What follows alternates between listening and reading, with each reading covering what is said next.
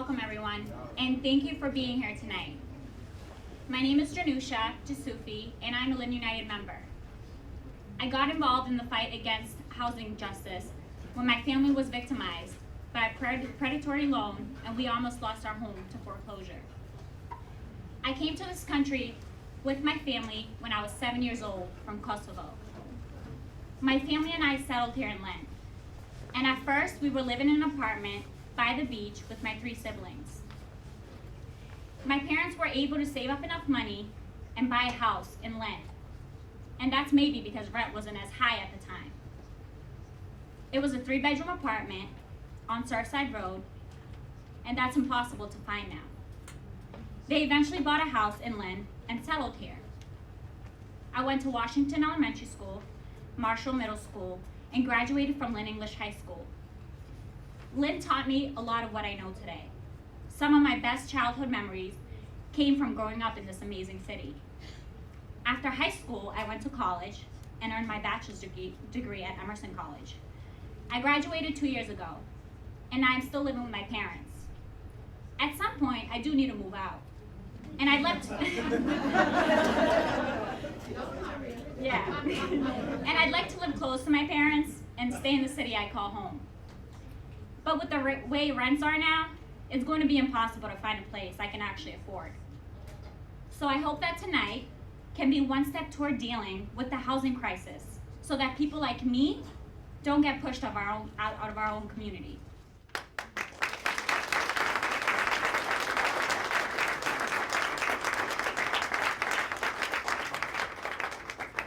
Just a quick reminder for everyone, if you could please turn your cell phones off. If you need the bathroom, there's 2 up here in this hallway, and there's 2 on the first floor. And any elected officials, candidates for office, or representatives of community organizations or unions, please make sure you signed in so we can recognize everyone. Just want to take a quick second to acknowledge how widespread this housing crisis is. We know that both homeowners and tenants are struggling with the cost of housing, but it's worth noting that 55% of households here in Lynn are renters, and often those voices aren't heard. Since the year 2015, the average rent for a 2-bedroom in Lynn has gone from a little over $1,300 a month to closer to $1,700 a month. It's been a 27% increase in just a few years. And that's one of the reasons why 57% of all renters in Lynn pay an unaffordable amount for housing, to the point that they're stretching their budget to cover other necessities. That number back in the year 2000 was 42%. So we've always had our struggles, but there's a really dramatic change since the turn of the century. And finally, 78% of lower income people in the city are struggling with unaffordable rent. So this is the kind of crisis we're facing. Statewide, this is an issue as well. And just one quick number, in order to afford an average 2-bedroom apartment in the greater Boston area, a worker would have to work 122 hours a week at a minimum wage job in order to pay the rent. We know that's not possible. We know that's not human. And that's why we're here tonight, to try to move towards some solutions. When we started fighting foreclosures years ago, we found that a combination of grassroots action and action from our city council of smart legislation could make a huge impact. And that's what we think we need today. We need all of us to come together at the grassroots level, and we also need to look to our city government to support us in making sure that housing is affordable and decent and safe for the people who make Lynn what it is. So I hope we'll be able to take a step in that direction tonight. Obviously, this is just one step. There are a lot of different organizations here, and if we can come together, we can make a difference. So I think, are you going to introduce the next part?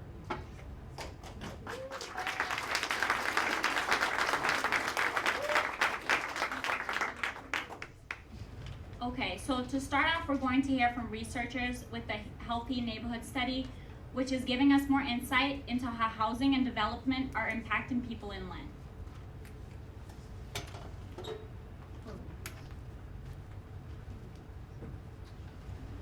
Good evening, everyone. My name is Rianne Gibson. I'm a researcher at the Conservation Law Foundation. And so what we know is that where you live matters for health. You all know that. Zip code matters more than genetic code is the phrase that's been going around lately. So that means that living someplace where you're exposed to lead matters for your health. Living someplace where you're exposed to cigarette smoke, that matters for health. And then your built environment also matters. So the environment around you matters. And we also know that when you move from a place where there are low resources to a place where there are high resources, where there are, lots of parks and lots of green spaces and other places, then your health improves. But what we don't know is what happens when you're living in a place and it's changing around you. We don't know how that impacts your health. And so with this Healthy Neighborhood Study that we're working on, that is really what we're looking at. We're looking at the impact of gentrification and changes in the neighborhood on health for people who are living in a place that is changing around them. So this is a participatory action research study with 9 communities across Massachusetts, including Lynn. So we've been working with Lynn United for Change, with our resident researchers, Salinet and Goldine, and a few others, who are really figuring out what questions should we be asking, what data should we be analyzing once they've gone out and surveyed people in the community. How do we want to look at the data? What matters in Lynn? What matters across Massachusetts? So that's what we've been working on, and they're going to share some of the findings in Lynn that they pulled out from the data set. And this Healthy Neighborhood Study is running in parallel with some other work that we're doing at Conservation Law Foundation around healthy neighborhoods, the Healthy Neighborhoods Equity Fund. The Equity Fund, we're in our second round, and what we're doing is we're raising about $50 million in capital that's going to be used to fund development projects that might have an impact on health. And so if you know of any development projects coming up the pipeline, that's kind of where we are at this stage. So you can talk to me, you can talk to my colleague Andrew in the back, you can talk to our colleagues at MIT who are working on this project with us also about that. So I'll turn it over to Salinet, Goldine, and let them share a little bit about the study.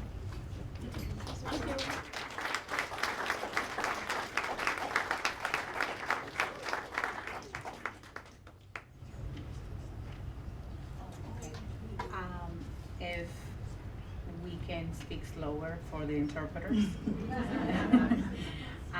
Good evening, everyone. I'm Salinet Sanchez. And I'm Goldine. And we are both resident researchers within the project. Just to give a quick overview of the study here in Lynn, as Rianne mentioned, we are part of these 9 communities across Massachusetts, but we can say that as of now, we have collected 2,136 surveys. Each of those, they are 16 pages long. They take 45 minutes to complete at minimum, and 241 of those surveys were completed here in Lynn from 2016 to 2018. All of these surveys are actually giving us data related to housing affordability, neighborhood stability, and health. And as you can see here, the slide shows these are the variables that we use for the surveys in order to measure and find this valuable information for our communities here in Lynn. The variables are health, mobility, affordability, race and ethnicity, financial security, social supports, and ownership of change. Okay. Here are some of the findings that are most relevant to the topics we're talking about today. A third of the people we surveyed in Lynn said they moved in the past 5 years. And the top reason for moving was affordability. In Lynn, 74% of people who took the survey find it very hard or somewhat hard to cover their expenses from month to month. Housing is the expense that creates the most financial hardship among Lynn participants. 54% of people who have lived in the neighborhood for 20 to 29 years think that they'll leave their neighborhood in the next 5 years. These percentages are higher than other communities are experiencing higher communities experiencing development. 31 people out of 151 moved from Lynn specifically due to the affordability. 45 out of 198 people stated that affordability will be the main cause for future moves out of Lynn. And to continue to what Goldine just described related to the data and also to what Rianne was explaining about the social factors that can impact our health, it's not a secret for all of us that housing is actually one of the most important factors for health. We are in the process of analyzing a lot of this data, but we wanted to present to you also some findings from Lynn specifically related to gentrification, related to discrimination, related to housing and impact in health because of housing affordability. I personally got involved within this study because of a personal situation that my family and I actually lived here in Lynn, where we rented from this developer that has multiple buildings and companies here in Lynn, and that actually put us through a lot of struggle. As you can see here, most of the buildings that this company and some other companies here in Lynn actually own, they are in bad conditions, they treat their tenants unfairly, and what the cost of living for housing is actually pretty high. And it's kind of amazing to kind of go through all of this and kind of like relive all the story and think about all the physical and mental health trauma that this caused for me and my family. But it's most amazing to know that the person that actually owns this corporation and that is taking money out of the people of Lynn doesn't even live here in the United States. Owns this building here in Lynn, gets money from the people of Lynn, and lives in Canada. So these are just examples of how bad the housing crisis is here in Lynn. And also to follow up with this, I found that my experiences with the people that I surveyed, they had to live in the neighborhood because they couldn't afford to even buy a bus pass to get out of the neighborhood to get a better paying job. They couldn't afford to pay the rent that they were, and the apartments that they were living in, so they felt stuck. So they're obviously frustrated that we're getting new development and they still can't afford any of these new places to call their own. So the data from our study and from the experiences that we just mentioned personally, and also from the surveys that we conducted here in Lynn, is actually sending us a message that is clear that a lot of people here in Lynn are actually struggling with the housing cost. It's not a secret that a lot of projects and developments were announced, and all of these projects are actually expecting to have apartments and units that the cost of rent is going to be above what the people from Lynn can actually afford. I wouldn't be wrong to say that a working class family or a working class person here in Lynn is not able to afford a $2,000 rent per month for just one apartment.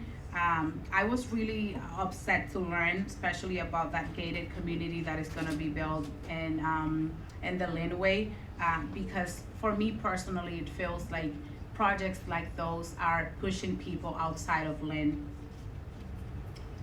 So a third of all the people surveyed said that they noticed the changes, but they will not affect them or benefit them. And because of what we mentioned, a lot of the people feel that they're totally left out of development, even though it's happening, we see it every day, and they're totally feeling left out of everything that's happening in Lynn. So that's why this survey is so important, because it gives us a feel of the vibe of the residents.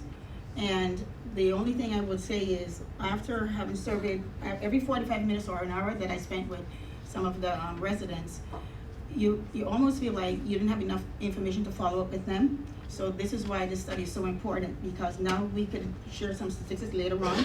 And a lot of the people that I met with are struggling with health issues. They're very stressed, their family members are so stressed, and a lot of these people had to leave the community because of school situations, because they can't afford to stay in their apartments, but they still have to worry about where their kids go to school. So, and they have to show up at work and, and act like everything's okay. So that's the part that the human side came over a lot for me, and every time I spoke with someone, it felt like I left a piece of my heart with them, because you really couldn't help them for just let them know that we're hoping for change, and that's why we're here, because we really need everyone to just be a part of this. Thank you.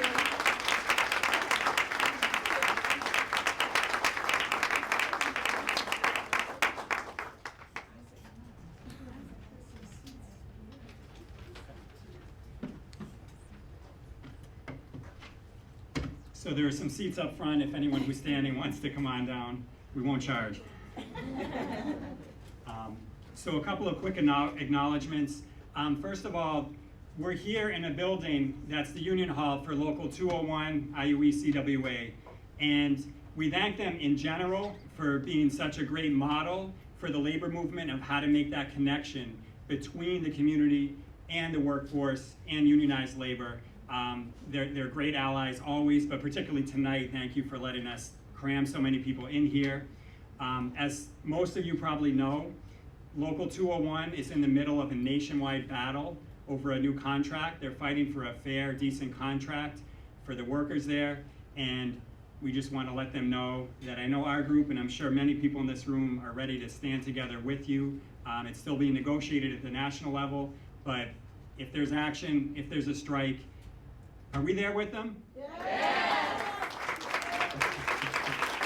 Let's say that a little louder. Are we there with 201? Yes!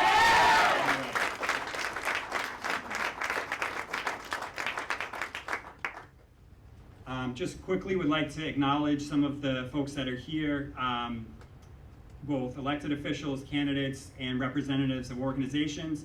If we can hold the applause till the end, is that all right? In the spirit of unity and also in the spirit of we want to move on with the program.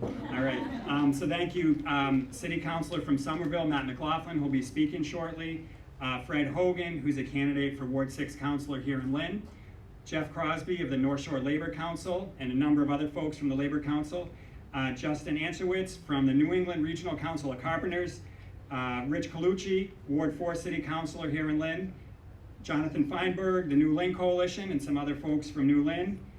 Jamie Belcito, who's a candidate for Congress, 6th Congressional District. Kathleen Santora from the Painters Union District Council 35. The Boston Interpreters Collective, who's doing great interpretation, thank you. And if you have an event, you want to make sure there's language justice, speak to them afterwards. Jay Walsh, Ward 7 City Councilor here in Lynn. Pete Capano, State Representative for the Westland and Nahant District. Natasha Maggie Madri, who's a candidate for Ward 4 City Councilor. Beth Contos, the President of the American Federation of Teachers, Massachusetts.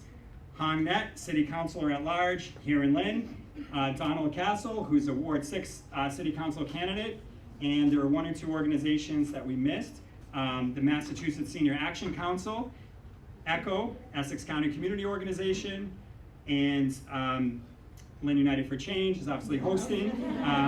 And I left for last Neighbor to Neighbor, which has been collaborating with us on some of the proposals that you'll hear later tonight, along with other allies, but in particular, Neighbor to Neighbor staff and members have been really important in collaborating to figure out how we can step forward here in Lynn. Did I miss anyone? All right. Okay, all right.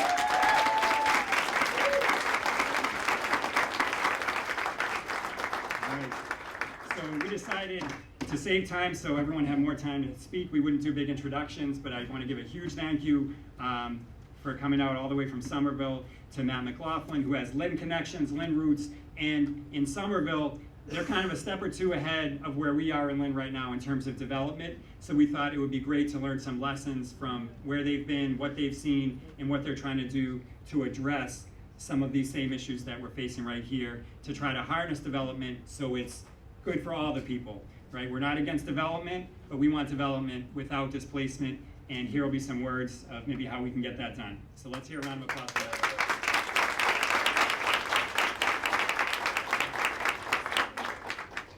Which one? Speaking of this one. Hi, thank you everyone. Thank you very much for having me. Very proud to be here in Lynn. My name is Matt McLaughlin. I represent Ward 1 in the city of Somerville. I have a habit of going off on tangents, so if I get off track, I want to emphasize two things to everybody in this room. The people asked, when is the right time to fight for affordable housing? And the thing I tell you now that I wish people learned long ago is when it comes to the rich, the powerful, the people trying to make money, it is never the right time to fight for affordable housing. It's never going to be the right time because right now Lynn doesn't have enough money to fulfill these obligations, and then 30 years from now, when they have the money, no one's going to be there to fight for this. And then they're going to say, well, now we're going to pay off all this debt that we paid to get the money in here to begin with. So it's never the right time to fight when it comes to the powerful. But when it comes to everybody in this room, it is the right time always. And the people in this room just looking and seeing the energy here, I've spoken at several events like this before, and I'm telling you, it's no lie, if all of you work together, if all of you fight together, you can accomplish all of your goals. You can do what it takes. And Isaac mentioned that we're a few steps ahead of the game. I wish I had a group like this in 1990 when my neighborhood was getting gentrified. We were not organized like that. So I do believe that if everybody works together and organizes, you are a step ahead of the game. You have some road bumps on the way, but I feel real positive energy in this room. So I do have some Lynn credentials here as well. I was born and raised in Somerville, but my uncle is Fuzzy Herrick, who was he was a GE guy here in Lynn. I hear some shocks and some disappointment. Is he here? Are you here, Fuzz? No, but not him. But about half of his crew that I grew up with from the GE union here. And I was walking in the back and I saw their photos all over the wall. I grew up with these people, have Thanksgiving dinner, went camping with Pete Capano, your state rep. So we had, I know a lot about Lynn, and they taught me a lot about the ideas of solidarity and sticking together and community, and those values still stick with me, and that's kind of early inspiration for me getting involved in politics. So Somerville and Lynn have a lot of similarities, even though it may not seem like that, but at one point we were very similar. So Lynn has the GE plant, and when I grew up in Somerville, we had the Ford Motor plant where they built the Ford Edsels, and that was the main source of revenue for the city. We had a bunch of factories, a lot of meat packing plants, all these places. That was basically, we were a factory town, just like Lynn was a factory town for a long time. And then, we've had this industrial collapse, businesses moving out of the country, so very similar problems, and the big difference is that we're a little closer to ground zero of the development boom. We're closer to Boston. So we've experienced a lot of this change that is now coming your way. But when I grew up, people, I don't want to offend anyone. I know people call Lynn the city of sin. In Somerville, we were known as Slummerville for the longest time. That's what they called us growing up. And it was a tough neighborhood to grow up in, and there were a lot of problems that weren't being addressed. And now those problems, they haven't really gone away as much as they have been moved to other cities. So we've never addressed poverty, we've never addressed the opiate epidemic, we've never addressed a lot of problems. They've just been forced into other neighborhoods, and I'm sure a lot of these problems still go on in places like Lynn, and they go on in Somerville. But I just want to give you, a brief history of my experience, and then maybe some advice about what to look out for, things that I wish I knew when I started organizing, and then just a few ideas on where to move forward from here. So like I said, I grew up in Somerville. I'm about 38 now. And in the early 90s, or the early 80s actually, we got the Red Line train. And I was born in 81, so 79, 80, the Red Line came to town, and grew up in this kind of hard scrabble city. And little by little, every year, my friends would move away. They'd be replaced by new people who had new money, nice cars. The buildings were getting renovated. All of a sudden, rent was going up. People with money moved outside of the city to buy a house somewhere else because their house was worth $1 million now. And this was in the 90s, and we were talking about the affordability crisis then, and it wasn't until 2010 or the 2000s when it started affecting the middle class. when everybody was feeling this pressure that people finally started doing something about it. So between affordable housing and the opiate epidemic, those were the two main reasons I got involved in politics. I ran for office. Well, I did a lot of organizing before I ever ran for office too, so people skip that step a lot. We did a lot of organizing, trying to get people involved in affordable housing fights, and we've had a series of losses that really were hard at the time, but they ultimately led to victory. These are just issues to look out for here in Lynn. So I remember the first time I ever spoke in front of a crowd in Somerville, and my legs were shaking, and I was very nervous, and now I just talk all the time. There was an issue where a affordable housing developer wanted to build, they had a 5-unit apartment complex, and they wanted to build 6 affordable units there. And people from the neighborhood came out against this development. And they used all the regular arguments, parking, traffic, doesn't fit the neighborhood, all these different things, all these dog whistles that are meant to say, we don't want this here in our neighborhood. And some people would go so far as to just say, no, I don't want this here. So it was affordable housing for formerly homeless families. And because we weren't organized and we didn't fight hard enough at that point, the zoning board rejected this application to build just 1 more unit than what was allowed in the city. And that was kind of a wake-up call to me, because it seemed so obvious that this should happen that we neglected it and we lost that fight. And we had a rally in front of in front of City Hall, where we were rolling out sleeping bags and camping out and going up to the city council and trying to get them to respect what's going on in the community. So that was like our very first loss that really stuck to me, that made me realize, one, how deep this fight is, and how not everyone is on the same page. Not everybody is involved in this affordable housing fight, including the people who at times are very much affected by the affordable housing issue. So then we had another big fight where we had a 30-unit apartment complex that was being built. The Somerville Community Corporation's nonprofit agency. And they were building this apartment complex for workforce housing. So this was meant for the teachers and the firefighters and the custodians and all the people working in the city. And people from all walks of life came out against it. It wasn't just, it wasn't just the new Somerville people with money. It wasn't just the old Somerville people. It was immigrant Somerville people from all walks of life came out against this. And I just couldn't understand what was going on. And it's like every day, we say that we have an affordable housing crisis in the city, and then the moment you do anything about it, any step you take, there's some reason why this is not the right project, this is not the right idea, we have to just do something different. Can't you find another place? It's too tall, the parking, these are all the things you hear over and over again, and this was for 100% affordable housing development. And unfortunately, people with money and influence filed lawsuits against the city. We eventually got that project built, but it taught me a valuable lesson that, again, you have to organize, because the other side was organized. They have money, they have time, they have lawyers, they have resources. And these are the people that were actually fighting against us, and we had to compromise with them at the time because we didn't have enough political capital. So we had that, and then we had several other issues, Union Square. I'm not sure if people know too much about what's going on there, but that is the big area for development right now in the city. And it's a residential neighborhood, and it's basically, they're gonna tear that whole community down to the ground and build it up again, build luxury condos, big expensive apartments. Hopefully we'll get some commercial development.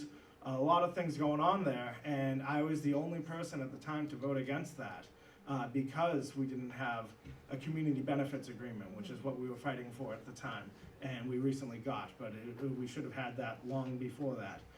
We didn't have, they wanted to build affordable housing off-site, so they didn't want to build the affordable housing with the rich people and have it be one apartment complex, and that's what you'll get everywhere. That's not an uncommon thing when they say we want to build affordable housing off-site and build it somewhere else. And there were all sorts of issues that, the neighborhood concerns weren't being respected. And I had to, at the time, deal with councilors who represented that neighborhood, who I felt were, supportive of the development. They weren't there for the people, and that became an issue. And then finally, we had a big issue with affordable housing where we passed a 20% inclusionary rate in Somerville. So anything, and we were the first in the state to do it.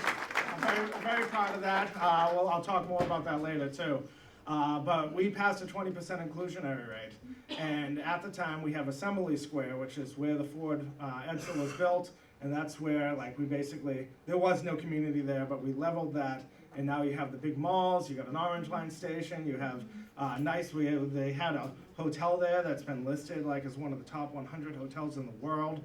So it's all big money, a lot of influence going in there, a lot of revenue coming into the city, which is great. But I always said, you guys can make your money. I'm not here to stop you from making your money. I want my affordable housing units. And the city actually went so far when we were trying to do the inclusionary rate as to exempt Assembly Square from this. So they wanted us to exempt them. And I stood up and said no. And I said, no, if this is a blanket 20% across the city, we're not making exemptions to billion-dollar companies that are already making a ton of money in the city. And I actually won that one, and I was very surprised to win that one because I basically shamed people into doing it.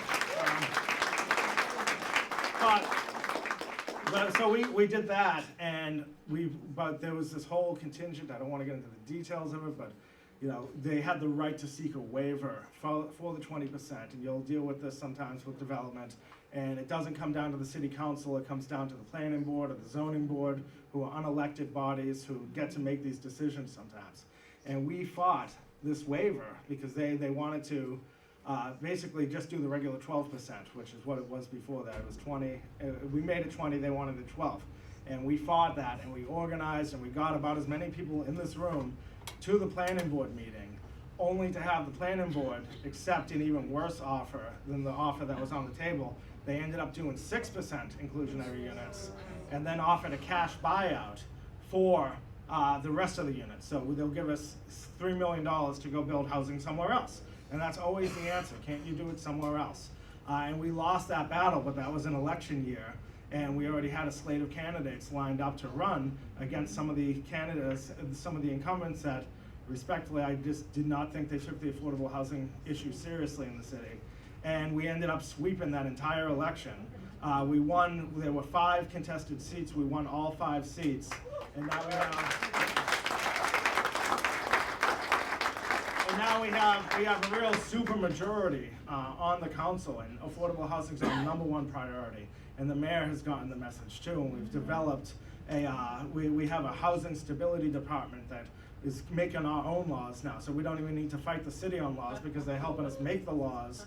So we've done things like we've increased the linkage fees on development, where that would go towards affordable housing and jobs training. We passed a transfer tax in Somerville that we need state approval for, Pete. We need the state legislation to pass this. It's a 2% transfer tax. I think you're all fighting for something like that. Where 1% will come from the owner. Well, it's complicated, but it's money for affordable housing, but we need the state to do that. And the crazy thing about that, and it was very difficult, I was very proud of it, but when we finally got a supermajority of people willing to fight for affordable housing, you started to learn how people really felt about affordable housing. And some of the people that I grew up with that care about me and I care about them, and I grew up with them, like some of them were furious about this. And they you're taking money from me to give it to someone else, even though we exempted all owner-occupied units were going to be exempt from this tax. So nobody who lived in Somerville would pay for it. It was mostly, we were trying to target the developers, the people with money, to do this. And some people that I grew up with were furious about this, and they don't speak to me anymore. It's awkward, but we won. And then a few years later, they said we were all going to lose our seats. We're all going to get voted out of office. And 2 years later, not a single one of us have an opponent. And if they did, we'd be fighting them, and we'd be winning, because we've organized the people to fight for what actually matters to people in the community. But that was a hard lesson that I learned, was that not everyone's on board with affordable housing. Sometimes the people who should be the most on board, and to hear some people who would even say, they're fighting against affordable housing, and then they say, my son is on a wait list and he can't get affordable housing. And it's like, well, we need more units to build in order to make that happen. So that's in a nutshell my experience in Somerville, and it's been very difficult, and we've had a lot of losses. I've lost a lot. I've probably lost more times than I've won. But you keep fighting, and you keep fighting, and you keep fighting, and eventually you win. And you got to keep winning, and then just don't forget about the people who helped you win, so that you can turn around and help them too. And that's basically my experience in a nutshell. So I do know that, you know, you can win. You're all ahead of the game a little bit more than Somerville was, so that's great. You have some great organizations supporting you. I would like to tell you, you know, a few pieces of advice that I wish that I had when I first started, because I started in my 20s. I didn't know everything, and I was really shocked to learn some stuff. And you know, I would really, again, you know, sometimes you think it's as simple as we're going to fight for affordable housing, and that's it, and everybody agrees with this. How could we possibly disagree? But you find out there's a lot of moneyed interests against this. There's a lot of regular people who view this as a threat. They want their property values to increase, and this it's very complicated. So if I could give you a few pieces of advice, and I say this to people now, is, you know, beware of false prophets, beware of false promises, beware of, you know, people who, you know, say they're on your side, and then you find out that they're not actually on your side. And this is it's true for a broad swath of a lot of issues. So I'm sure everybody here know the phrase NIMBY. You know what a NIMBY is? Not in my backyard person. And then there's people who call themselves YIMBYs, and they're yes in my backyard. So there's the NIMBYs who are basically against any change whatsoever. They don't want any development. They don't want any affordable housing. They want the city to remain exactly how it was before.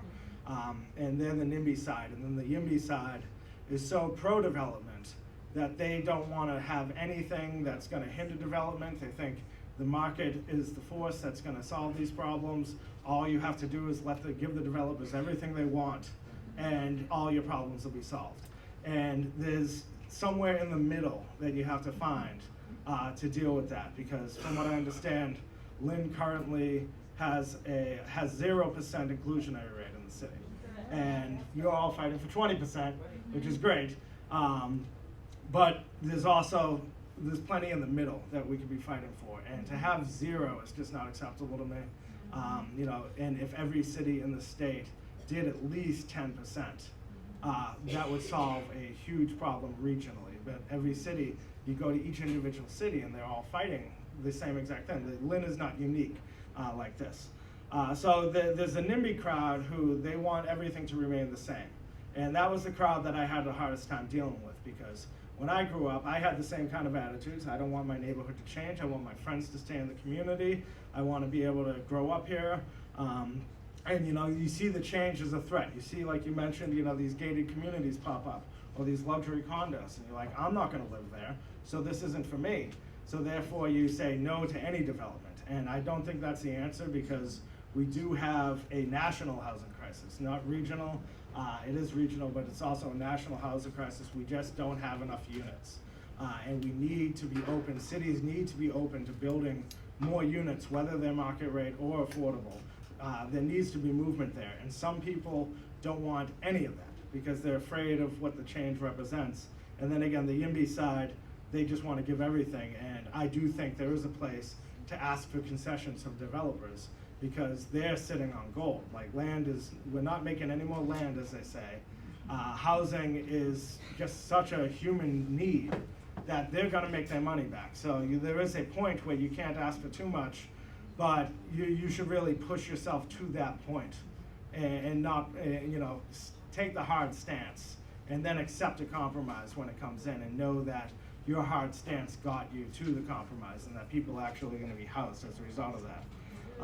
So there are, you know, there's the people who are, I would say, the thing I've told a few people now is you have to decide whether you're for affordable housing or whether you're against change, because the change is coming. It's absolutely coming. It happened in my community, and and even if it didn't happen, I'm sure the Somerville I grew up in 20 years ago would still be different than the Somerville I grew up in now.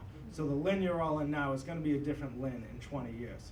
And this growth is just happening. It is a part of, it needs to happen, some of this change. And we do want, I'm sure people in Lynn want the economic development, the jobs, all the positive things that come with development. But there is a place to say, you know, again, What are you doing for the working people in this community? And if you're not doing anything now, you're certainly not going to do anything later when everybody has money and everybody's happy, except for the people who needed the most help. I would also advise, just beware of moneyed interests from all walks of life, and that's not just developers. I've had a few frustrating moments when we've been fighting a development or trying to get a community benefits agreement like the one in Union Square, and some of our allies ended up actually abandoning us because they are dependent on city money, state money, they're dependent on the developer's money. And sometimes you'll have an ally that will throw you under the bus to get what's needed for their organization. And that was very difficult for me to deal with. Some of my best allies would do that to me sometime. And it was very frustrating, but it's not something to really get angry about, but you have to recognize it that not everyone's in this game for the affordable housing fight. Some people are in it for the jobs, they're in it for the development, they're in it for all sorts of for the money. Anybody who needs money from the government or a developer is someone who might abandon you when you need them. And that's not to say to not work with those people, but make sure you're looking out for yourself too. And I wish I knew that 20 years ago, because those are problems that'll come up. And what else? Let me see. I would say for people in the room to continue to have and I could say this because I don't live here, but continue the appearance of being uncompromising, and always fight for the ideal, fight for the 20%, fight for the linkage fees, fight for the transfer fees, but know that if you only win a little bit, then that's still something for people, that every unit you fight for is a unit that a family's going to live in. And don't be upset. I was so angry when I lost that federal realty fight, but that led to future wins. And we couldn't have had a new city council if it wasn't for that. If it wasn't for the fact that they gave everything to the developers, I'd still be dealing with the same problems now. So always, keep up the uncompromising appearance, but always be willing to compromise when it comes to the benefit of the people. And if it benefits actual human beings, then that's a compromise worth having. If you're compromising your own integrity, that's a whole other thing, but there is room for compromise. And just a few other thoughts real quick. Things that are going on in the community so you're already doing 20%. I've already heard about the transfer fee. Zoning is a big issue that only city governments can handle. And if you are fighting for a 20% inclusionary rate, I would say you have to give some sort of density bonuses to developers and allow them to build.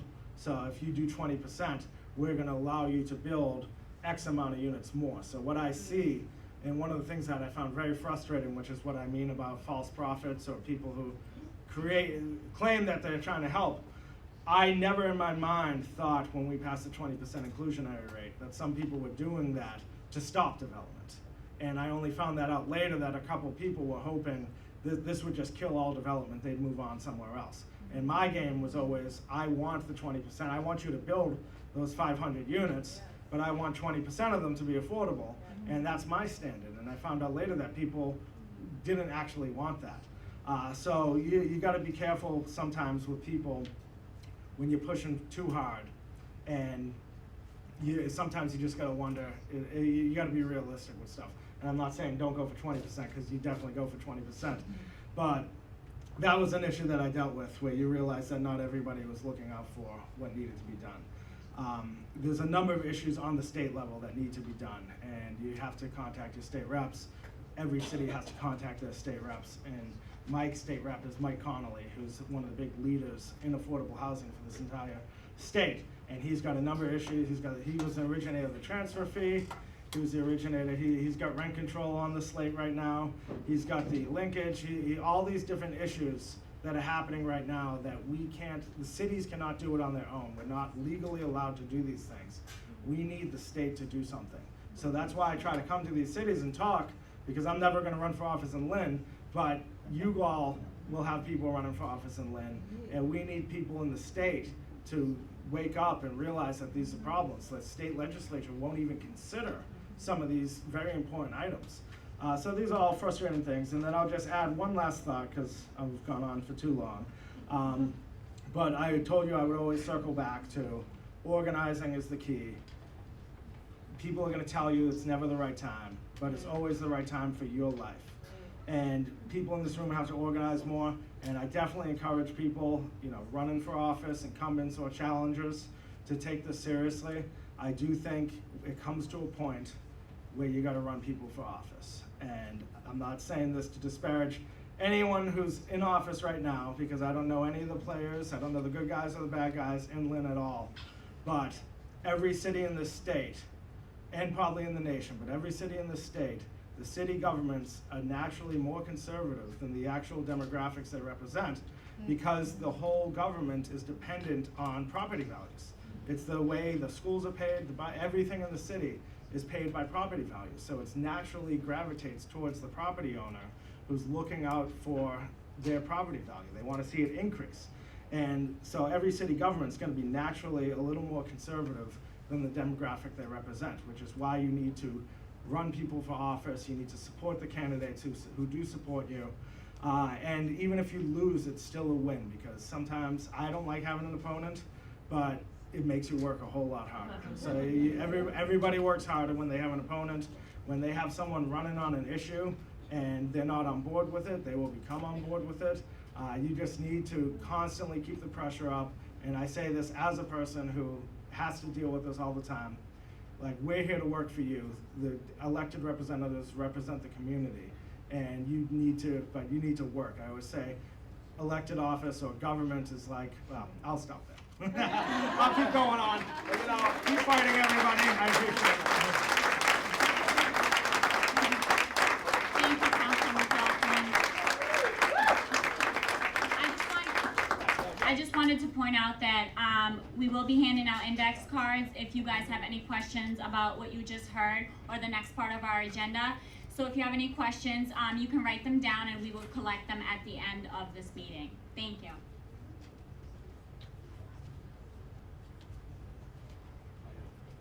A couple of additions to our acknowledgements. Northeast Legal Aid, who's an important partner of ours, has some folks in the room. Also Marvin Hippolyte, candidate for Ward Councilor for Ward 5. Cinda Don, candidate for Ward Councilor for Ward 6. And 1199 SEIU. So thank you to all those folks for coming on out.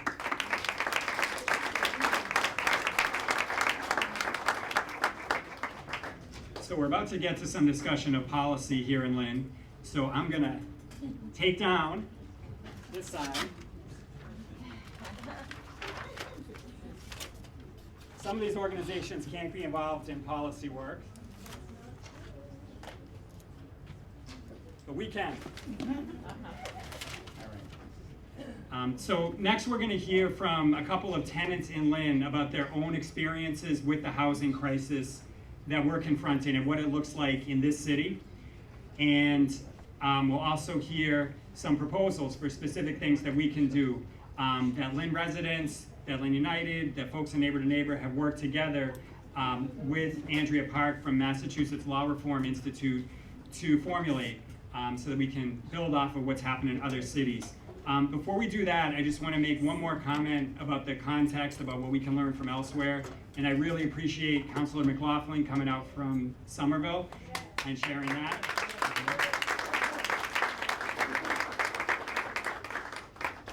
And there are lots of other examples. We know what's happened in East Boston, right? There's, like Somerville and like Lynn, East Boston, if you go back, not that long ago, was considered, an undesirable place. People wondered, would there be any investment there? All of a sudden, at this point, there's luxury housing going in, and people are getting pushed out en masse. I mean, there are entire buildings being cleared out, residents who've lived there for decades being pushed out. I happened to just get an email from a friend who used to work in Lynn fighting foreclosures together with us. Some of you all know Eloise Lawrence from Harvard Legal Aid. And she's now working with tenants in Boston. And I just want to read a few sentences from this to give some more context, a little peek at one future that we could have in Lynn if we don't figure out a way to harness development and make it more equitable and make it work for everybody. So Eloise said, in Boston, we're seeing large-scale evictions of traditionally affordable housing in the city solely for the purpose of the flip. We have a building in Roxbury that used to house 24 people and is now down to 8. The landlord has tried 6 separate evictions and refuses to fix anything. He continues to let it deteriorate as a way to unlawfully evict people. Yet at the same time, he has already taken out a mortgage for $1.3 million. The purchase price in 2018 was $850,000. In other words, she says, this landlord is using the property to further speculate and gamble, but providing zero benefit to the tenants or the community at large. Amazingly, the company who did the appraisal on the property is called Funds That Flip Incorporated. That's happening in parts of Dorchester and Jamaica Plain. We know the story, and that's why we're so determined that we want to welcome development to Lynn in a different way, in a way that does not end up pushing us out of our own city. So with that, I'm going to turn it over to a few tenants from Lynn to talk about their experiences, and to Andrea Park to discuss what are some policies we could implement right here and now.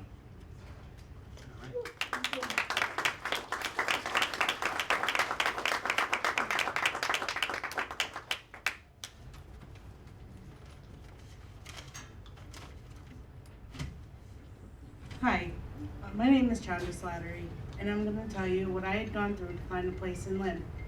In 2018, I had to leave my last apartment. I really wanted to stay in Lynn because I was very connected to the city. I've been living in Lynn for 29 years, and this is my hometown. My kids were born and raised in Lynn. My oldest was in his senior year at Lynn Tech. My other 2 were also in the Lynn Public Schools. My boys have their friends here in Lynn. Due to a loss in the family, I thought it was really important to keep some stability since their lives were being flipped upside down in other ways. Also, one of my sons has a complex heart condition, and his specialists in primary care are all in this area, so it was very important to keep his medical treatment here. Another reason it was important to stay in Lynn is that I work in the area. I looked everywhere for a place in Lynn, but there was nothing close to being affordable. I was looking for 2-bedroom apartments, even though I really needed a 3-bedroom. But I couldn't find anything. I was looking every day, every possible moment I had, I was looking for an apartment, and still nothing. I had eventually moved in with family on the South Shore temporarily, while I still continued to look for an apartment in this area. I was getting up at 4:30 in the morning for over a year to get my kids to and from school and to work on time. I was still continuing to look for an apartment every free minute of the day. And finally, after more than a year, I finally found a place in Lynn. So we are back where we belong. I know a lot of people are in the same situation, so we need to find a solution to create some more affordable homes for people in Lynn. Thank you very much.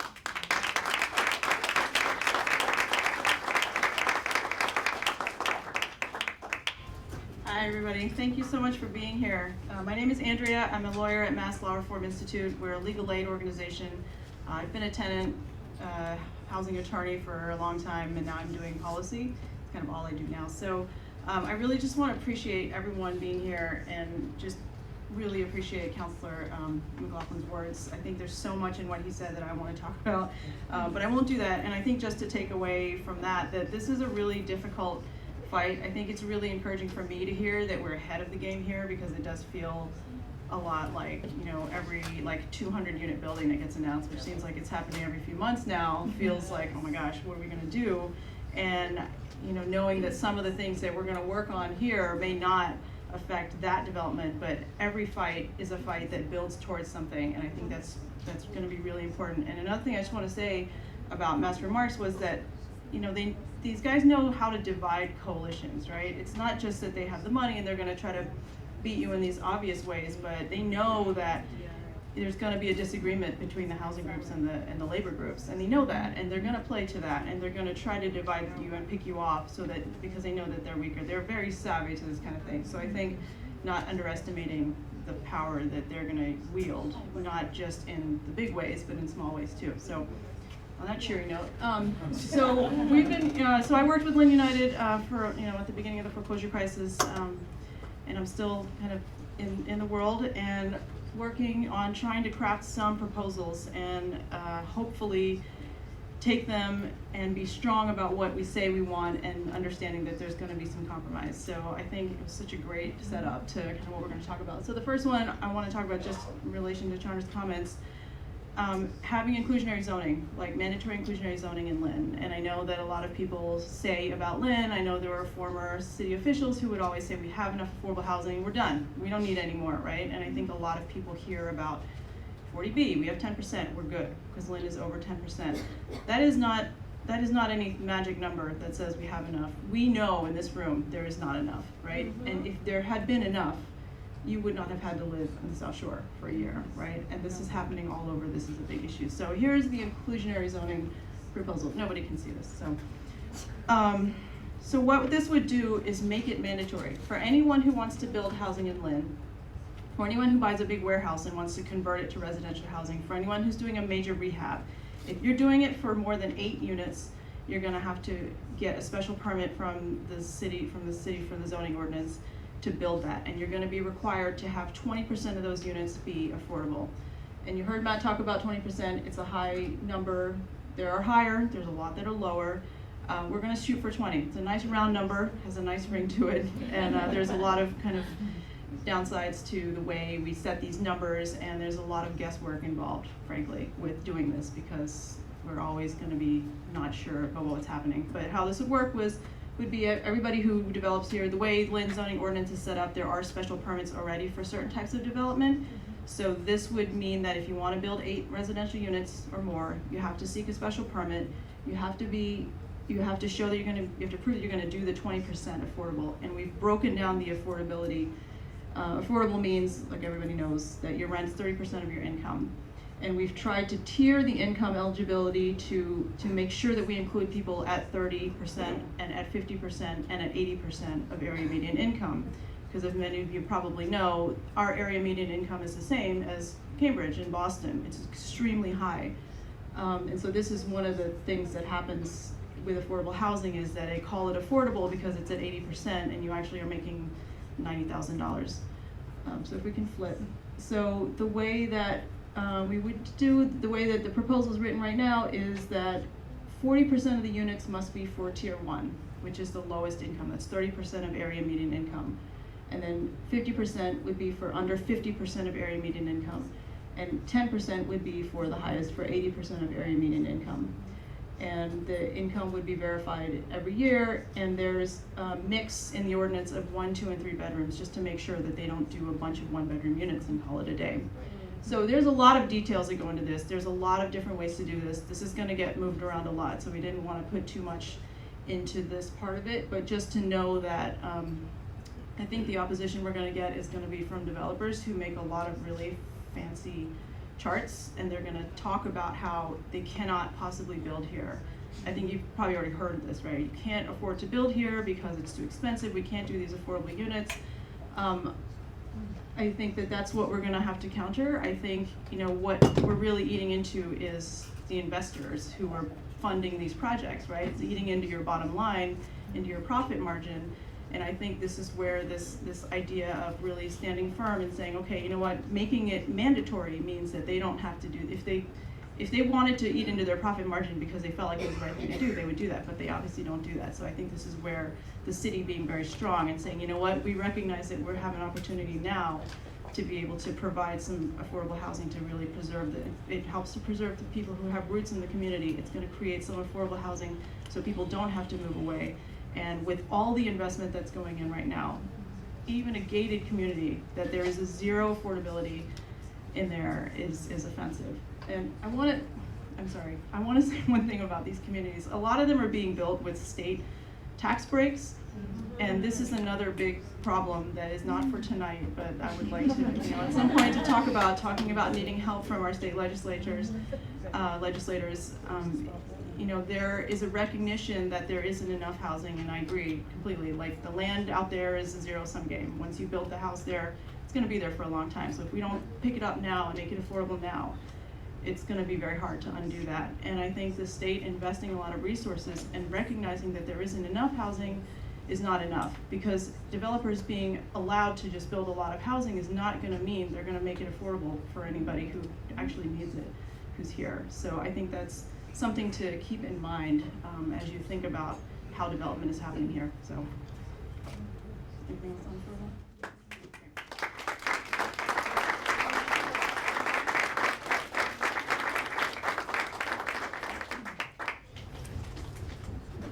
So who here is ready to support inclusionary zoning?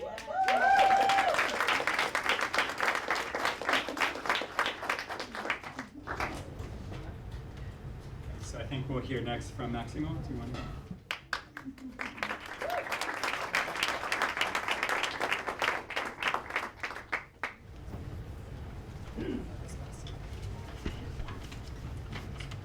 Sí, buenas noches para todos. Mi nombre es Máximo. He vivido aquí, Good evening to everyone. My name is Maximo. he vivido aquí en Lynn durante 18 años. I've lived in Lynn for 18 years. Les contaré una breve historia de lo que me ha pasado a mí y a los inquilinos aquí de Lynn. I want to tell you about what's happened to me here in Lynn. Mi problema empezó cuando el propietario me aumentó la renta de 1,000 a 1,300 de un solo cuarto. My problem began when my landlord raised my rent from $1,000 to 1,300. Pero hablé con el propietario y decidí pagarlo. I talked to the landlord and decided something. Pero le pedí algunas reparaciones y me mandó un aviso que desalojara el apartamento en 30 días. So he did some of the repairs and he said I could leave the apartment in 30 days. Luego fui al departamento de inspecciones de City Hall, que gracias le doy por las buenas atenciones que tienen ahí. So I left the apartment and I went to City Hall, thank God that I was able to. El departamento del City Hall le ordenó al propietario que repararan. Ellos lo repararon, pero algo solamente. City Hall, they repaired some of the things, but only some of them. A continuación recibí otro aviso de orden de desalojo llevándome a la corte. But to continue, I received a notice to go to court for having had to leave my house. It was an eviction without cause. El propietario estaba de echarme totalmente. The landlord was completely cheating me. Was not doing what he should have done. Pero gracias a Lynn United y al departamento legal, But thanks to Lynn United, I was able to live in the apartment. They gave the apartment. el propietario y yo y los abogados acordamos un año más, The landlord had me live for 1 more year, pero pagando los 1,300. but paying 1,300. Entonces, tenemos que pedirle a las autoridades de Lynn, a los alcaldes y a los concejales que metan más la mano por los inquilinos que están pasando por este problema. Muchas gracias. So I'm asking the people of Lynn to give us a hand and help us out here in Lynn. Muchas gracias. Thank you very much.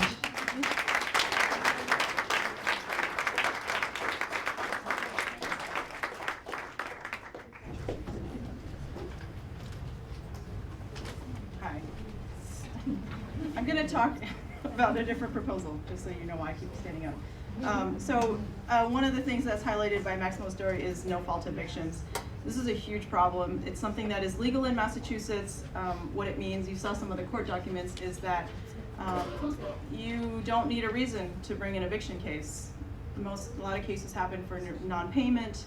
A lot of them happen, some of them happen if you violate your lease and you commit some crime within the building, the landlord can move to evict you. But they can also give you a 30-day notice and say, you know what, I think my mom's gonna move in, or I actually need to renovate the bathroom, and just evict you. And it's very difficult to bring your defenses to a case like that. So I'm actually skipping ahead, sorry, to the last page. Another one of the proposals that we would like to introduce is the tenant rights notification. And this would mean that every time the landlord was going to try to evict, they would have to send a notice to the tenant that would say what your rights are, where you go, and direct you to a place that might be able to provide you some assistance. And there is a separate, legislation that my office is working on to try to get everybody a right to a lawyer in a housing court case. I think this would, potentially build up to something that would be helpful like that. But in the meantime, if nothing else, if Maximo knew where to go and who to call, thank goodness he went to City Hall. A lot of people don't have that opportunity and don't, have a lot of rights that they can assert. They can defend their evictions, but they go to court. They have no idea what's going on. It's a completely overwhelming process. The landlord almost always has a lawyer. They bring you into a room, they tell you to sign something, and they tell you this is your only choice. You can be evicted today, or you can sign this paper and I'll give you 30 more days. And that's it, and people move out, and before anyone has a chance to help them. So this is something that we really fight hard for, that I think we can get, and hopefully we'll do something to help people know what their rights are.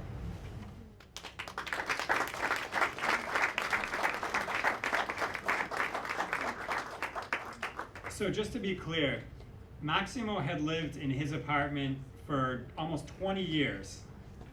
So he had more ties to that building and that neighborhood than any of the 3 different owners, the last one of which is a company based in Topsfield, have. And he was almost evicted and almost had his life kind of turned upside down for no reason. I mean, we can look at the document. I don't know if we can pull that up. And this, people who aren't familiar with this might be a little shocked. Here's the reason that he's still there. That's the reason. We went from that to him being able to continue in that apartment, and have that stability, just because he happened to be able to get connected with some help. So who here is ready to support the right of tenants to be notified of their rights and where to get help?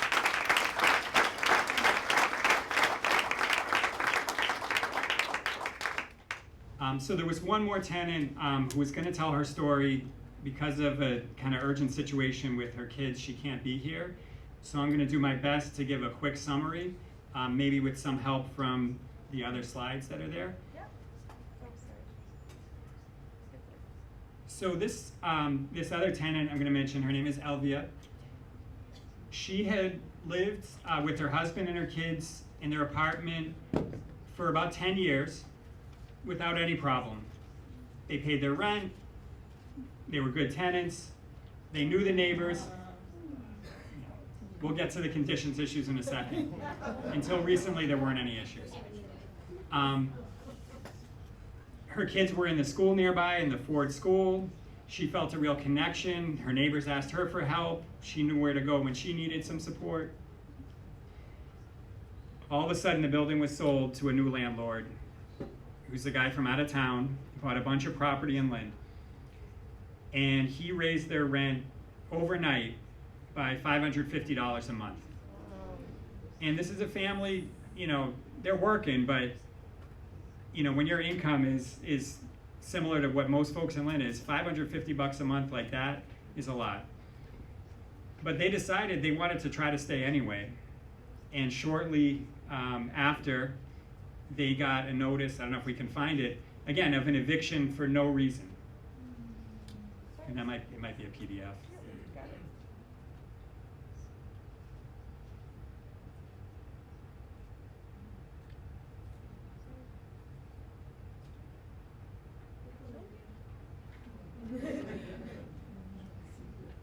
Yeah, that's the one. So I just want to point out a few things. We're not going to go into a whole law class here, but so that's the company. It's an LLC. And again, the reason that they wanted these people out wasn't that they refused to pay this outrageous rent increase. It wasn't that they did anything wrong. It's just the landlord seeks possession. And we'll find out in a minute what that's about. But I'll give you a hint. It was not because this person wanted to move in and become part of this neighborhood. The other thing I want to point out is up near the top of that first page. Yeah. They actually put the wrong address for the housing court. So the family went, when they got this notice, they didn't really know what to do. They were worried, but they went to the court, and they got there, and they said, this isn't housing court. That used to be where the housing court was in Lynn well over a year ago. So eventually they were put in touch by the court with the landlord's lawyer, who instead of saying, oh, we made a mistake, we better give you a new court date, she had them come into her office and try to pressure them into signing a move-out agreement. And somehow they were able to resist that. So we worked with them, legal aid worked with them, and eventually we were able to beat the eviction, to get the case dismissed, to come to an agreement that they would get to stay. And unfortunately they had to pay that new much higher rent, but it was that important to them to stay. And if we go back to some of the pictures, you'll see some of the conditions they were dealing with, which the land to this day have not been fully addressed. So there's mold on the ceilings, the kitchen's falling apart, there's a rodent issue. And as you know, if you're in one apartment, unless that's dealt with building wide, you can't do it on your own. I mean, they've cleaned and cleaned and cleaned. There's a hole in the ceiling, all these issues. And yet the landlord felt totally comfortable jacking the rent up. So finally they felt like they were stable. We were going to work with them on getting the conditions improved, paying the higher rent. And that's from a different case. And then what happened? Building got sold again. So within less than a year, the building was flipped. The new landlord came in and said, we want to raise your rent another $300 a month. And they actually were thinking about, well, we want to keep our kids here, we want to be stable, we'll see if we can make it work, but can you at least make some repairs? I said, well, I'm going to make repairs eventually, then it'll go up another $200. So that's where we stand now. And again, this is not a situation where someone's raising their rent just a little bit to keep pace with costs. This is really gouging people, really trying to, in many ways, suck wealth out of our community into other places. So they're continuing to stay and fight, and I think this gives an idea of some of the other policies we need to look at. So I'll turn it over to Andrea to discuss that.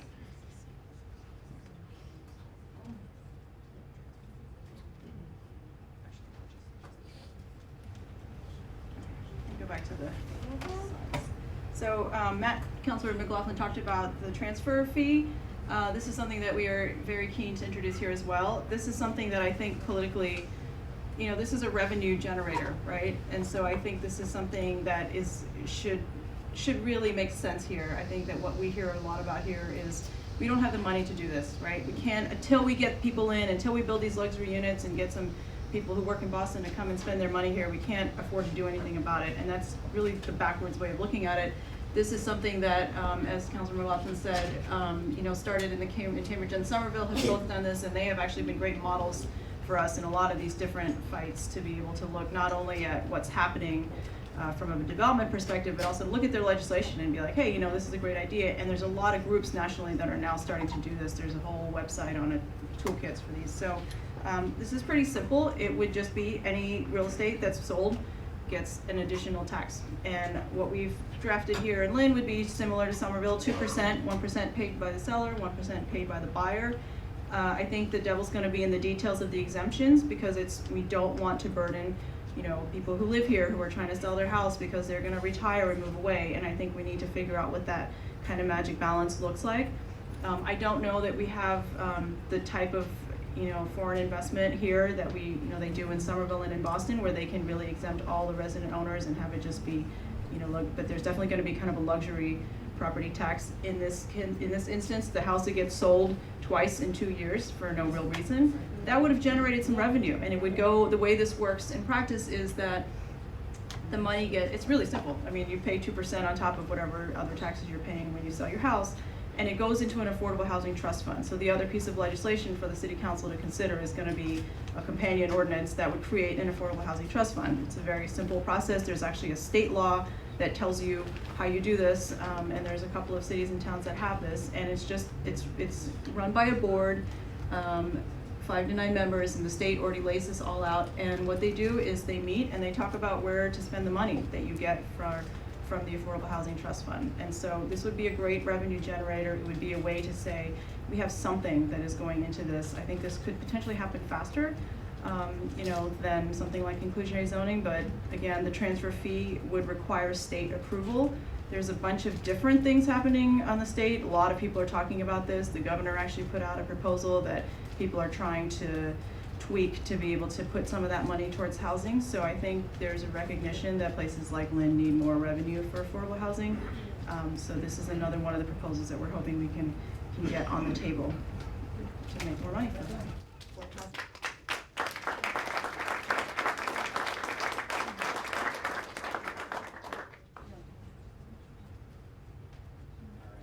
Just a quick reminder, does anyone have any questions that you want collected? And maybe Aparna and Joe, if you could grab.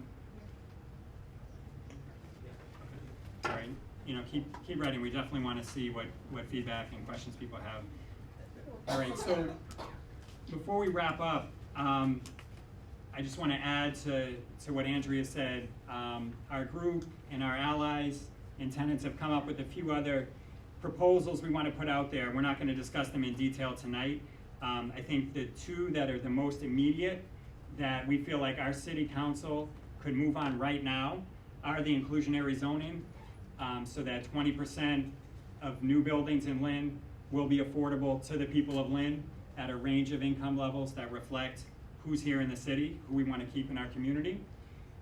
And the other one would be some kind of requirement to notify tenants of their basic rights and of where to get assistance so that we don't get unnecessary evictions. And like in Maximo's case, people who have roots here, who are committed to their neighborhoods, aren't pushed out for no reason. Right, so those two, we feel like we can push right here, right now. Who here is ready to help us push for that?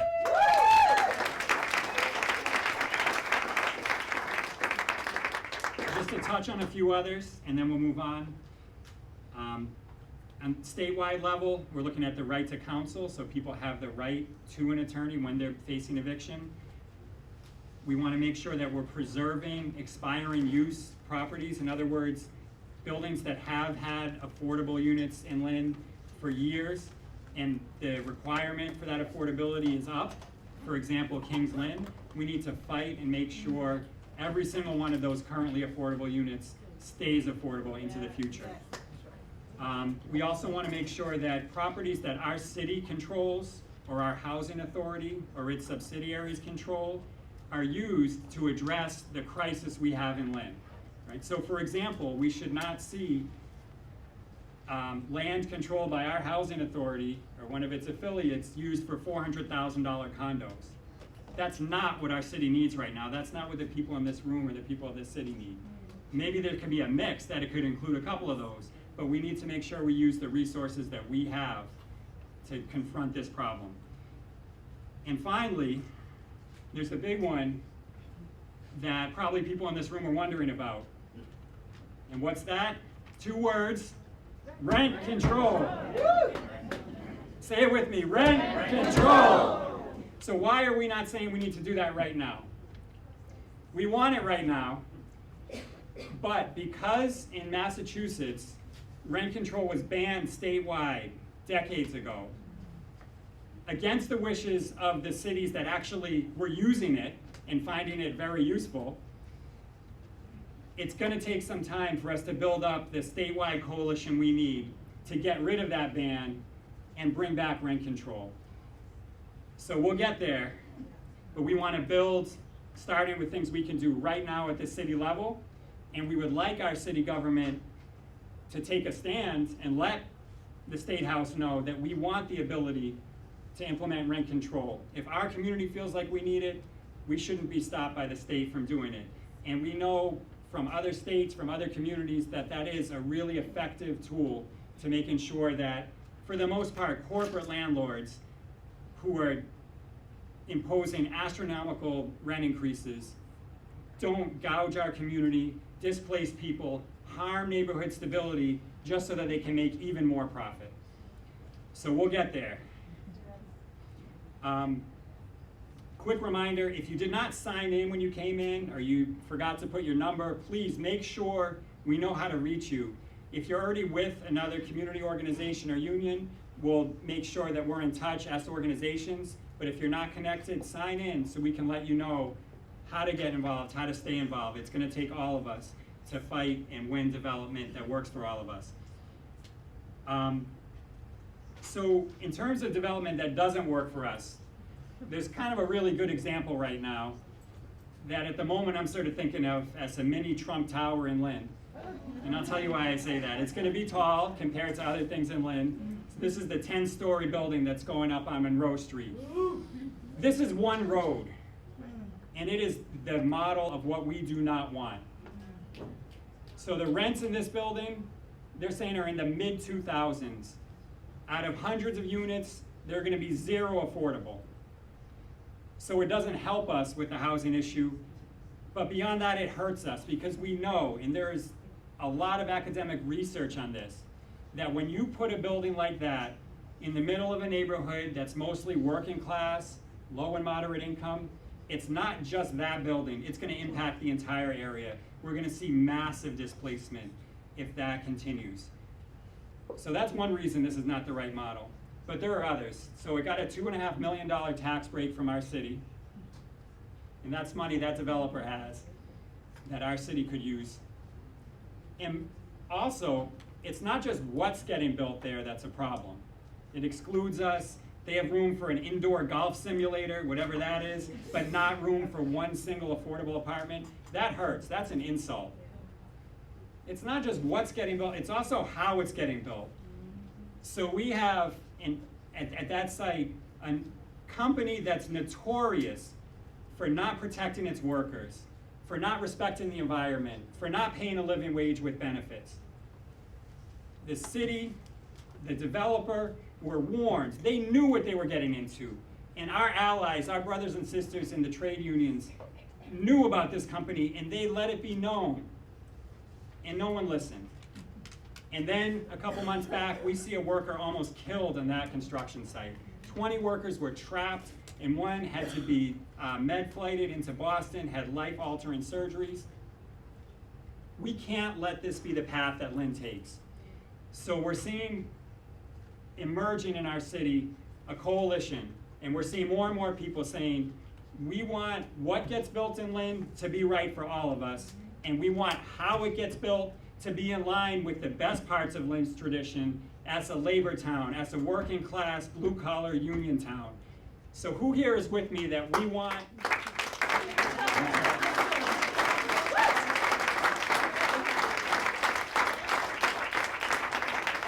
So we don't want the Trump Tower, right? We want development that works for us. So we want affordable housing included in new development, right? We want good jobs with benefits. We want safe jobs. We want benefits for our community, so this works for everybody. So make sure that you stay connected, whether you're already with the group or with us. If you're a tenant who's facing eviction, foreclosure, a huge rent increase, get in touch and we'll work with you. So again, if anyone has any last questions, we're gonna, in a second, take some more questions from you all. But we, again, appreciate everyone being here. So I want to invite maybe Matt, if you want to come back up, Andrea, and a few of the other presenters, or we can do it from the audience too. We can sort of pass the mic, but we want to make sure we respond to folks here. All right. So let's take a couple questions.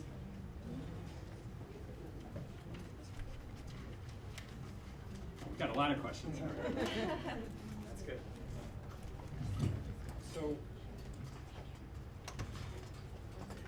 All right, yeah, once.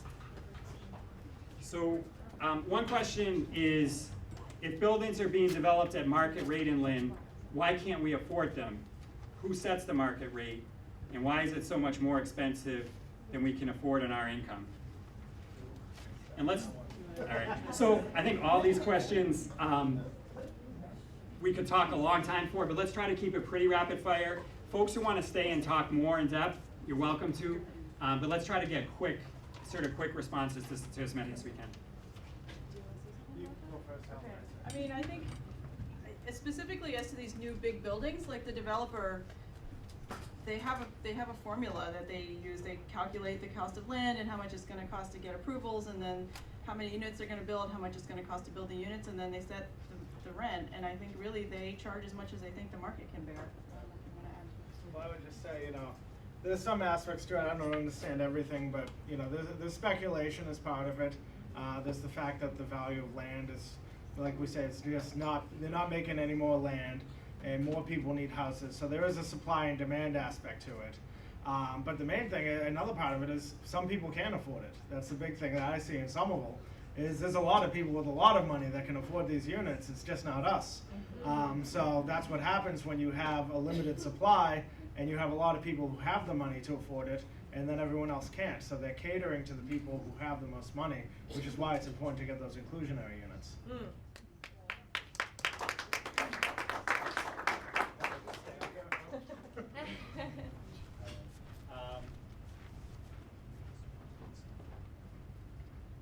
So this one is something we hear not often from people who are at the grassroots level, but we hear it from others.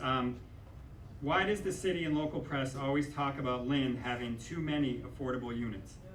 Or too much affordable housing is the way we sometimes hear a phrase. And I think probably that has to do with misunderstanding or misusing the 40B thing, but you guys can. I think that has a lot to do with 40B. So 40B, if you don't know, there's a state law that was passed in 1969, I think, and it was intended, you know, recognizing even back then that there wasn't affordable housing being built at the same rate and to keep up with the need. And so they built a law that what it does is it allows developers, if your city or town has below 10% of your housing stock is affordable, and there's fights over what that means, then developers are allowed to come in and say, I'm gonna build some affordable housing, and they're allowed to bypass some requirements that a regular developer would have to meet, right? So things like density, parking, there's different things that they can say, okay, you know what, I don't, and the neighbors hate it, right? And so it's done a lot to create affordable housing. It's also not worked in a lot of ways. It's a very complicated law. And I think it gets used kind of as a proxy for, you know, does the city have enough affordable housing? Oh, they've met their 40B. Once you've reached your 10% threshold, then you can put all those requirements back on any developer. But it's seen by a lot of cities and towns as like you know, if you're under your 40B limit, they get to force your way and just do whatever they want to, and we're powerless to stop these horrible big buildings that have too much parking, you know, not enough parking, they're gonna create traffic and all these things that Matt talked about with NIMBYism. So I think that's what is often referred to in a city. There's other cities like Lynn that, you know, people talk about in the same way, which is a very disparaging way to say we have enough affordable housing, we're over 10%, but like I was saying earlier, that's not a magic number. It doesn't mean you have enough, it means you have 10%, and sometimes even the 10% they count shouldn't really count as affordable housing. So I think that is a real red herring to say we don't want any more of this. And I think related to that, something Matt said, I think is really important, which is that cities, because they depend on these tax revenues, they're running the cities like a business. In some ways they have to, because they need that money. And so you have to be the ones to push them to be like, your job is not only to be able to balance this budget and make this work, but it is to protect the people who live here, because why else are you doing this job? I would add that, you know, 40B, first of all, wouldn't be an issue if cities had an inclusionary rate already set up, because then they wouldn't even be, they wouldn't be able to bring 40B up because there'd already be inclusionary laws. But just one part of the question I did want to address in terms of the media. You know, there's a great quote from David Simon, who was an investigative journalist, he made The Wire, for those of you who've seen that show. And he said, you know, we live in the gilded age of local corruption in America, and that's because there is no media. There's no local media anymore. People are all watching CNN, they're paying attention to Donald Trump, they're not thinking about what's going on the ground level. And if you look at some of the local media, I don't know any of the newspapers in Lynn, but I'll tell you about Somerville. We have three newspapers in the most progressive city in America. Two of them are owned by Donald Trump supporters, and they're both involved in real estate. And then the third one was owned by the Herald, and then they got flipped, just like some of these houses. The new company takes over and over again. So you'll find a lot of these newspapers, the local newspapers, are either owned outright by real estate agents, or the advertising is real estate agents. Look at your newspaper next time and see how many, you know, this realty company or this developer, or all the ad revenue, that's where it's coming from. So that's why you don't hear about it. But there is a real easy solution to it, is to just write your own news.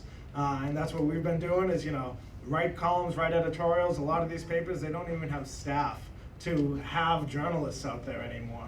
So if you send them something, they're going to print it, and then your narrative becomes their narrative. So that's what I would recommend. Lynn United newspaper. There you go. Yeah. Or you just do it online. All right, so if anyone has last questions, we're going to do our best, but we want to wrap up and respect everyone's time. If anyone would like to stay, feel free to stay. We can talk, but we wanted in the next 5 minutes just sort of close the big meeting, and then we'll stay for longer. So let's see, maybe I'll just read a few and we can respond. And also Selenek, Goldine, Maximo, if anyone else wants to respond. So why does the city go up on our homeowners tax every year, but give the rich a tax break? So that's more of a comment. And I think just generally, like, the city needs money to run. There are things we all need. And the question for me is, of course, no one likes paying taxes, but what's behind this, I think, is it being done in a fair way, right? And that's what we need to think about. Is, a big tax break for very rich developers the right way to do it? Let's see, is anyone collecting data on evictions? And I think that's something you can address with the experience in Boston, on the demographics and what's going on. How do we get other communities to increase their percentage of affordable housing? And I think those are the ones we can try to address briefly. On the data question, there is, I don't know if you know Matt Desmond, who wrote a book called Evicted. It's a great book. If anyone hasn't read it, you should. Although those of you who've been in housing court may not need to read it because you know what that's like. Matt Desmond is now at Princeton, and he started a group called the Eviction Lab, and they're trying to collect data on evictions. I think the short answer is that there's some, it's not totally reliable. We're trying to get information from our courts in a more useful way, and at the same time we're trying to fight the total open access on masscourts.org, where if you've been taken to court, your name is up there, and you might have noticed that you're not getting another apartment because people are telling you you have a record. So it's a little bit complicated. There are some statistics that the court makes available, and we've been kind of working on trying to figure out if we can put that over and figure out, is there a race aspect here? Are these evictions happening mostly in certain neighborhoods? Generally, we know that's true, but it's kind of complicated. Well, I just add one thing to that is, Boston tried to pass a home rule petition called the Jim Brooks Act that a lot of people might know about, which started as a really big picture idea of, no fault evictions, all sorts of tenant protections. And it got boiled down to just two things: notifying people of evictions, of their rights, and data collection. And it failed at the State House. And this is what happens in Massachusetts. The way our state government's set up is there's a lot of things that cities can't do on their own. They have to ask the state for permission. So you have to file a home rule petition for a transfer tax or for the Jim Brooks Act and things like this. And the state legislature sometimes these things never even get to debate sometimes. So that failed outright. So we can't even legally ask for data sometimes in this situation. But I will just add too, that you talked about notifying tenants of their rights. We actually, I sponsored a revised version of the Jim Brooks Act in Somerville that we've decided does not need a home rule petition and does exactly what you all are talking about, which is if you're getting evicted, the landlord is required to notify you of your rights. So that's legislation we're working on right now and could easily be applied to any city in the state. We took yours, so. Yeah, exactly. Well, we took it from the same person. Yep, exactly. We all got it from the same source, so.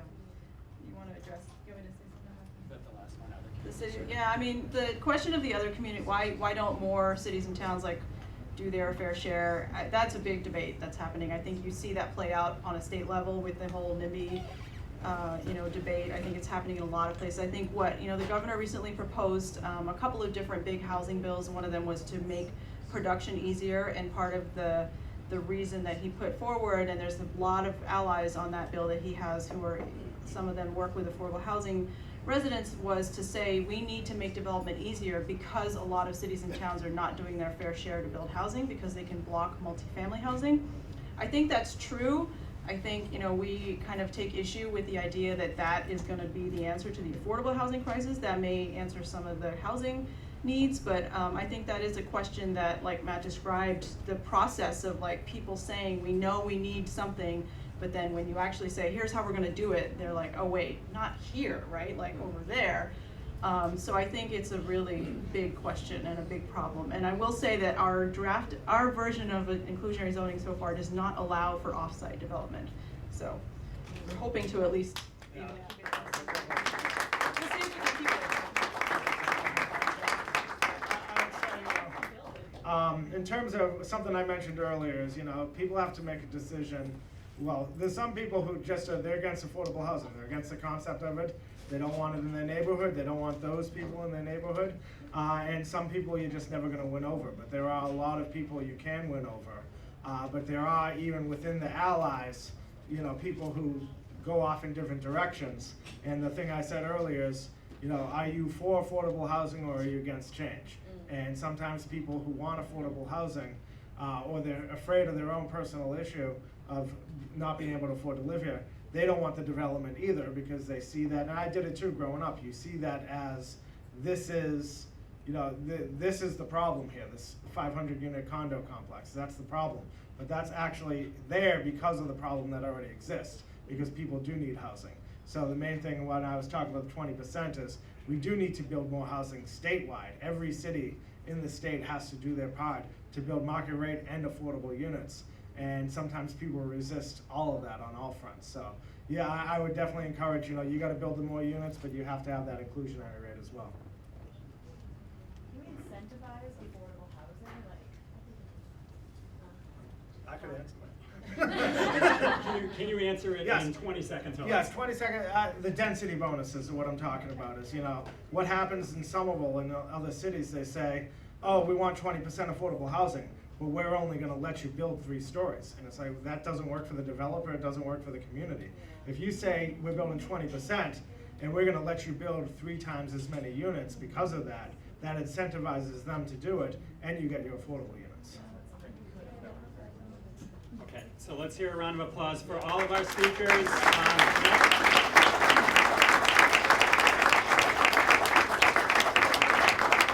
So there were a number of other questions that had a little bit to do with strategy around how do we start the process of getting inclusionary zoning?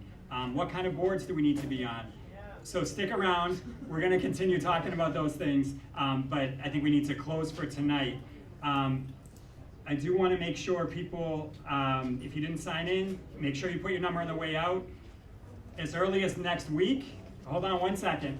As early as next week, we think there'll be an important action of the emerging labor community coalition around these issues. What did you say? Can you say that again? It's kind of hard to hear. Yeah, can we get everyone's attention for 1 minute, please? All right.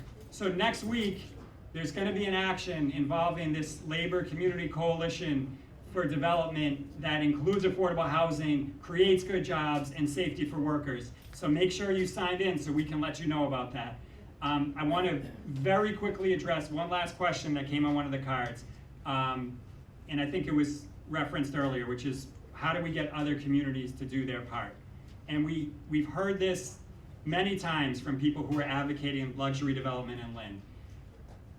And it's really important to remember, this isn't just about creating more affordable housing units in Swampscott or Marblehead or Beverly or Newton or Brookline. We all want them to create more affordable housing, right? And we want to support organizing there. But it's not okay to act like people who need affordable housing, which is a majority of the city of Lynn. We don't just mean one category. We mean everybody who's facing housing cost burden, which is a number of homeowners in Lynn, which is a huge range. In fact, a strong majority of tenants in Lynn are facing cost burden. All of those folks need more housing that's affordable for our city. Those people are not little widgets to be moved around, right?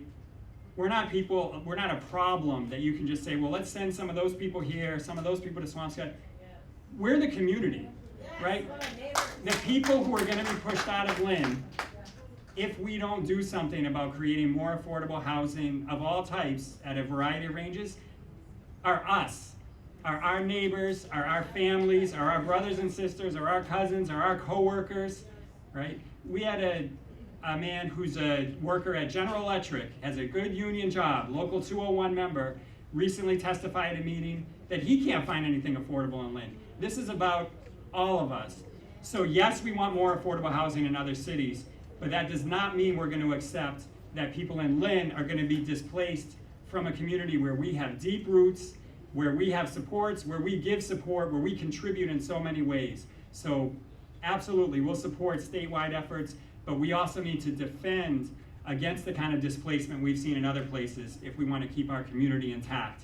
Because for our group, and I think for a lot of us here tonight, housing is Human right. Let's say it so we can hear it. Housing is A human right. a little bit louder. Housing is A human right. All right, so if we want to make that a reality, we need to organize, so let's keep doing it together. And thank you all for being here tonight.